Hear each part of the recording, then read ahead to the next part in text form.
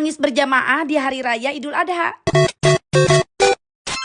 Setelah kemarin merayakan Hari Raya Idul Fitri di Mekah, alhamdulillah Hari Raya Idul Adha sekarang Mama kumpul bersama keluarga besarnya Ayah dan juga keluarga besarnya dari Mama. Lebaran hari pertama, alhamdulillah Aa Sultantun bisa pulang karena kebetulan lepas piket. Semua anak-anaknya Mama kumpul di rumah. Dan ini dia orang pertama yang datang ke rumah adalah keluarga besarnya dari kakaknya Ayah, yang langsung naik ke atas untuk makan bareng. Dan ini nih ada Om James juga, karena kebetulan Om James juga nginep di rumah Mama. Dan sudah kumpul juga para gadis-gadis dari keluarga besarnya Ayah. Dan pastinya tentunya ada Neng Atu juga dong. Karena jam sudah menunjukkan jam 8 pagi, itu tandanya penyembelihan hewan kurban akan segera dimulai. Dan kita satu keluarga Hidayat Pemilih sudah kumpul di lapangan untuk menyaksikan penyembelihan hewan kurban. Dan ini dia hewan-hewan yang akan kita sembeli di hari pertama Idul Adha. Dan sapi yang pertama yang akan disembeli adalah sapinya milik Clara. Dan ini Clara lagi ijab kabul, dan lihatlah kita semua di sini nangis bombay. Tapi tangisan kita kali ini adalah tangisan bahagia dan haru. Karena akhirnya anak bungsu Mama, Clara Florentina, yang sekarang menginjakan usia 20